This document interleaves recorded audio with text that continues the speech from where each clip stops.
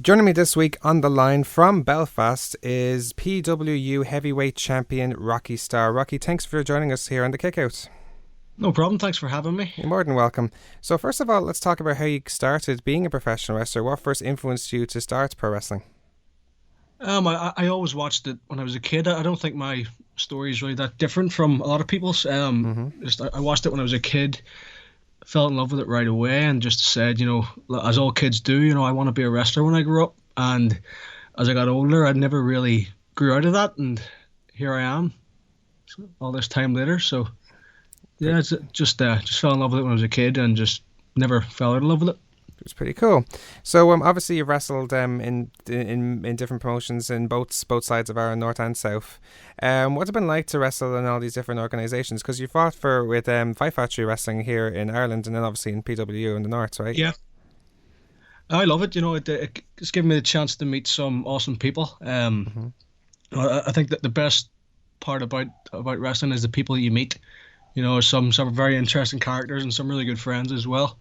I think that it's good to go to other promotions and see how they operate compared to what you're used to back home. I don't think it's good to live in your own bubble. I think you have to be aware of what else is out there. So yeah, I love it. I'll go anywhere really. I just love wrestling. That's pretty cool, man. So obviously now you have the character of Rocky Starr, who has like a rock star sort of character. How would you describe the character of Rocky Starr, both in and out of the ring? In the ring, I would say that I am an arrogant, self-absorbed opportunist that'll do anything to come out on top. I'd say out of the ring, I'm probably a bit more calmer, a bit relaxed, a bit less angry. But I don't think I'm really that far removed from what you see in the ring. I think the fans can see through it when you're trying to be something you're not, when you're essentially trying to play a character. And that's not something that I try to do. I'm an exaggerated version of my own personality, really. And I think that comes across in the fans' eyes as being natural and being real. I certainly hope it does anyway, because it feels that way to me when I'm in the ring. It's pretty cool. Is there any other wrestlers or people, like as you say, like there's a rock star sort of character to Rocky Starr, but is there any other wrestlers or people for that matter that inspired the character, past or present? Yeah, there's a few actually. Past, I would say Stone Cold Steve Austin. Stone Cold's been my favorite wrestler since I was a kid. I just loved everything he does, loved the way he presents himself. In terms of what he does in the ring, I don't really take too much from that, but it's more about how he does it. I think that when he was wrestling, he had this intensity and this believability about himself, and I think that's something that I try to present in what I do.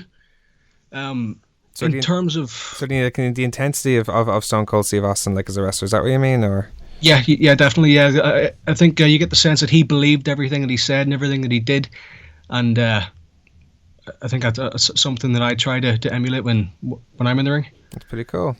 Now, sorry, go on. In terms of non-wrestling personalities, I would say a big influence on me actually is Axl Rose. Axl Rose, okay. Yeah, I don't know if many of your listeners know much about Axl Rose, but he has a bit of a reputation for being a bit of a diva or a prima donna. Oh, I know, don't worry. He very much calls the shots and does things on his own terms. And he's perfectly fine, keeping people waiting and all that. I actually went to a Guns N' Roses concert in Dublin. I think it was 6 years ago or so. Okay. And it was the infamous one where he stormed off the stage and didn't come back on for like an hour and a half, and then kept everybody waiting, and everybody was pissed off, and half the arena left. Yeah. And I just remember how frustrating that was, because you're standing there and you're at the mercy of this guy, and he's in charge, Yeah. That's something that I try to do as well. Like I try to sort of annoy people and frustrate them and remind them that I'm the one in control, if that makes sense. No, it makes perfect sense. Like, especially, it's a great example, like, saying you're the one in charge, no one moves before until I move and stuff like that. So yeah, exactly. That's exactly a good example. So, of course, you wrestled the majority of your matches, obviously, in Pro Wrestling Ulster. What's your experience has been like to wrestling for the promotion? Oh, it's awesome. I love it. It's from the very start. It's been nothing but fun. I think what we have in PW is a group of hardworking people, dedicated people that I'm proud to be part of and proud to represent as champion at the minute. I think that everybody takes what they do very seriously, but they never lose sight of the fact that it's supposed to be fun, that it's supposed to be enjoyable, and it's always been a fun experience at PW. And I think that starting training with those guys was the best decision I ever made, and that was like 4.5 years ago. It's pretty cool. So obviously now you're defending your PWU title against Luther Valentine, who we actually had as guests on the show a few months back, and you'll be fighting them this weekend in the PWU Super Show 15, the Blitz. Yep. How would you describe the rivalry between you two, because you two have had a lot of matches, from my understanding, in PWU. Yeah, we go way back. Actually, I would say it's a long and storied rivalry. Luther Valentine and myself actually had our debut match against each other back in 2013. Is that right? Yeah, I was in the Malone Rugby Club in Belfast in front of about 30 people. So that's where it all started for the two of us. And I think that right away we have had a level of respect for each other and a certain chemistry together. I think that we bring out the very best in each other. But we feuded for the remainder of 2013 over the PWU Ulster title. Okay. And then at the start of 2014, I went off and formed a tag team, and he continued on in the singles route. And it's only this year, over the summer there, that we sort of clashed heads again and now feuding over the PWU title. And I think that he and I have very, very, very high expectations for ourselves in the ring. And as I said, we bring out the very best in each other every time we're in the ring. That's good to have this chemistry that, like, you've been wrestling each other for so long, and you know what to expect from each other. So that's a pretty unique thing. Is there any other wrestlers in particular that would be your favourite wrestlers to be in the ring with, and for what reasons? Yeah, as I mentioned there, I was in a tag team for about a year in 2014 with a guy by the name of Dude Roxville. Okay. And we were a tag team called the Wild Stallions. Bit of a Bill and Ted ripoff. Yeah, I was wondering about that, actually, yeah. Yeah. And the funny story about that is that me and him are actually friends since we were kids. Oh, really? Yeah, but we actually went to primary school together, and we started training with PWU in the same day.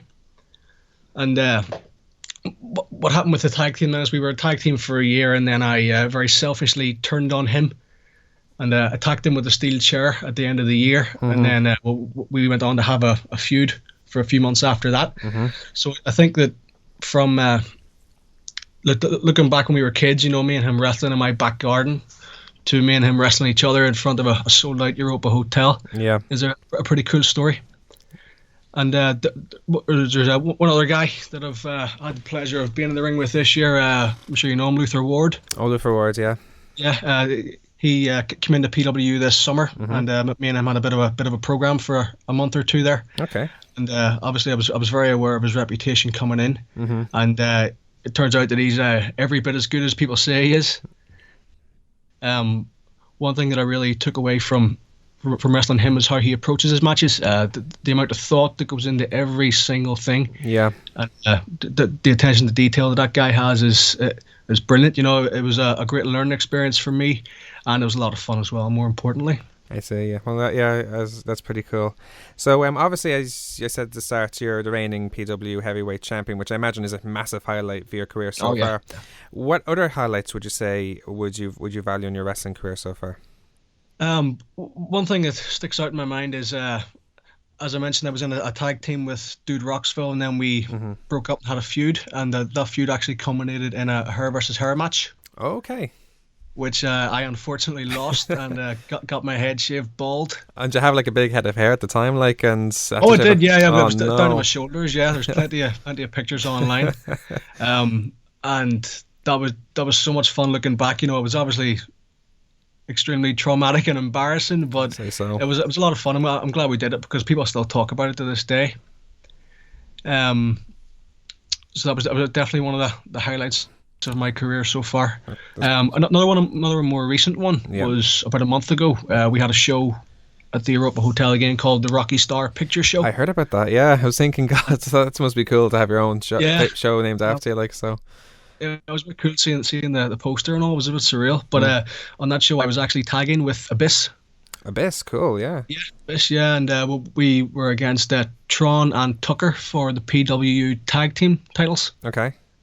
And but basically the whole thing about the match was I was essentially bossing Abyss around and bullying him and getting him to do my dirty work and all. And it was just so ridiculous just watching it because he's so much bigger than me. I was pushing him and shoving him and bossing him around and everything. And then eventually he had enough and he snapped. Yeah. And I got a big black hole slam for my troubles. Oh no. And then Tron and Tucker beat me up as well, and then I lost the match, and then Luther Valentine came out and he beat me up as well. And at the end of the Rocky Starr picture show, I was lying unconscious in the middle of the ring, and I actually stayed there until the whole crowd left. He's in the middle of the ring while everyone's lying there with the belt draped over me. So I'm still a champion. I suppose that's all that matters. Yeah, but that was definitely a highlight. Yeah, it's funny because I remember the first time I ever heard of Abyss when he was in TNA, he teamed up with Kid Cash, and he was very similar where he beat him up and all that stuff until eventually he couldn't take it. So it's very similar how you two must have approached it. Anyway, as a fan and as a wrestler, or more as a fan, if you like, who are your favorite wrestlers growing up and even right now? Growing up, as I say, I was Stone Cold. When I was a kid, I was the biggest Stone Cold fan in the world. Stone Cold posters, Stone Cold figures, just everything Stone Cold. I was just mad for it. Still a fan to this day. Obviously he's not in the ring anymore, but I love going back and watching his matches. I'd say nowadays would be the Revival. Oh, of course, they're a fantastic tag team. Love those guys, and what I like about those guys is that I think they're probably the only proper heels on TV at the minute. I think that they don't try to be funny or clever, or they don't, they actually actively want people to dislike them. Yeah. And everything they do is geared towards that. They don't have any redeeming qualities. Yeah. And I certainly take a lot from that, because that's something that I want to achieve as well. I don't want to be the cool heel that gets cheered, but ironically cheered or anything like that. I just don't want people to like me at all. And it's something I really admire those guys for. It's straight and to the point. It's a handsome approach. So again, back to your wrestling. Do you have any short-term or long-term goals that you'd still like to accomplish in your wrestling career?